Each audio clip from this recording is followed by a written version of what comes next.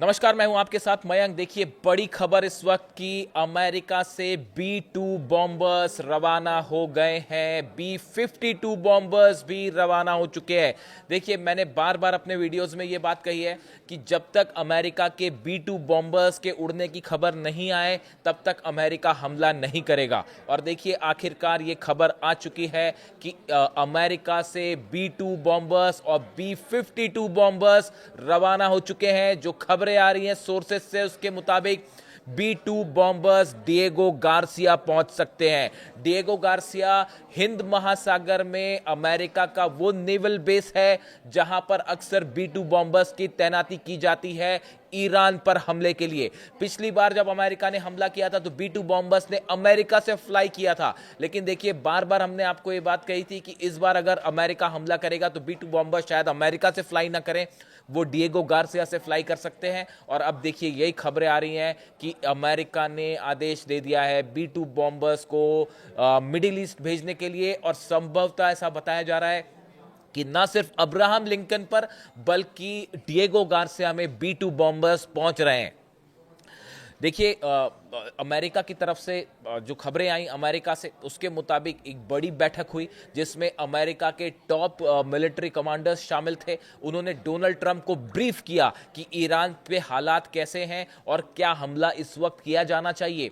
दो तरह की खबरें हैं, दो तरह की रणनीति बनी है अमेरिका की तरफ से। पहली रणनीति यह है कि जो ईरान के इंपॉर्टेंट लोकेशंस हैं उस पर हमला किया जाए। मैं आपको बताता हूं ये इंपॉर्टेंट लोकेशंस क्या हो सकती है। देखिए, ये इंपॉर्टेंट लोकेशंस, अली खामेनी साहब का जो ऑफिस है हो सकता है कि उसको टारगेट किया जाए। IRGC का जो ऑफिस है, हेडक्वार्टर है, वो निशाने पर है अमेरिका के। इसके अलावा अलग अलग कमांडर्स जो हैं ईरान के, ये निशाने पर हैं। इस तरह की खबरें आ रही हैं। लेकिन इसी बीच ईरान ने एक बड़ा मिलिट्री एक्सरसाइज शुरू कर दी है स्ट्रेट ऑफ हॉर्मूज में। और ये खबरें आ रही हैं कि अगले 24 से 48 घंटे में ईरान स्ट्रेट ऑफ हॉर्मूज को बंद कर सकता है। अगर ईरान ने स्ट्रेट ऑफ हॉर्मूज को बंद कर दिया तो यह बहुत बड़ा झटका होगा, न सिर्फ अमेरिका के लिए बल्कि पूरे यूरोप के लिए। यहां से निकलने वाले सब शिप्स रोक दिए जाएंगे। अब देखिए, जिस तरह की खबरें हैं, एक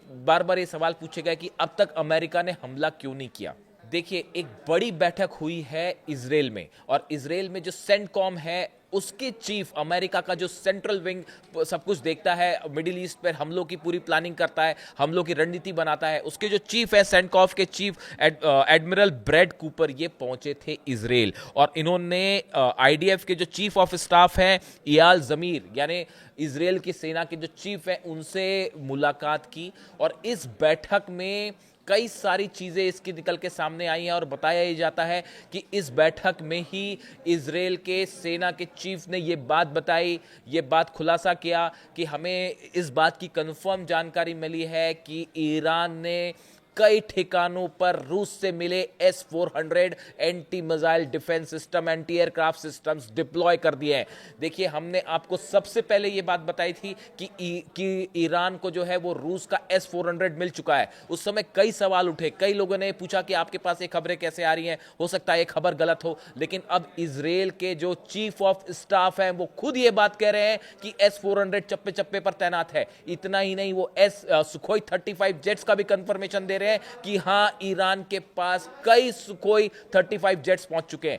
ऐसे में क्या B-2 बॉम्बर्स अब S-400 के निशाने पर हैं? क्या अमेरिकन जेट्स जो हैं F-35 वो S-400 के निशाने पे हैं? और यही वजह है कि अब तक हमला नहीं हुआ। देखिए, इतना बड़ा मिलिट्री बिल्डअप हुआ, कभी भी हमला कर सकता था अमेरिका, लेकिन अब तक अमेरिका ने हमला क्यों नहीं किया? इसकी क्या बड़ी वजह है? सबसे बड़ी वजह S-400 का डर। मैं बार बार इस बात को कह रहा हूं कि अगर अमेरिका का एक भी F-35 जेट डाउन होता है या B-2 बॉम्बर्स, देखिए B-2 बॉम्बर्स रडार पर कैच नहीं होते, लेकिन बड़ी खबर, रूस के जो सैटेलाइट्स हैं, चाइना के सैटेलाइट्स हैं, वो ट्रैक कर रहे हैं अमेरिका के B-2 बॉम्बर्स को, और यहां तक नजरें बनाए हुए हैं कि वो टेक ऑफ करें। ऐसी भी खबर है कि B-2 बॉम्बर टेक ऑफ करेगा हमले के ठीक पहले, उसके पहले ही ईरान अटैक कर सकता है। ईरान ने अपनी एंटी शिप मिसाइल्स लगा रखी हैं। S-400 तो तैनात है ही, इसके साथ ही फतेह 2 मिसाइल्स जो हैं वो अब्राहम लिंकन को टारगेट करके रेडी हैं। और B-2 बॉम्बर्स अगर फ्लाई करते हैं अब्राहम लिंकन से अगर टेक ऑफ करते हैं तो हो सकता है ईरान प्रीएम्प्टिव स्ट्राइक कर दे।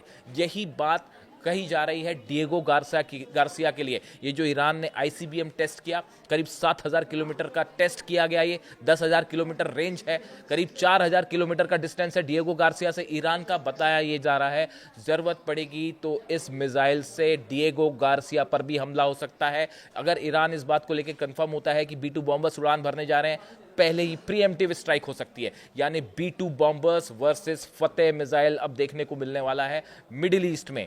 देखिए, मैंने बार बार ये बात कही कि अब्राहम लिंकन जब तक नहीं आएगा तब तक हमला नहीं होगा, और यही बात हुई। अब्राहम लिंकन अब पहुंच गया और डोनाल्ड ट्रंप कह रहे हैं कि दूसरा एयरक्राफ्ट कैरियर भी पहुंच रहा है।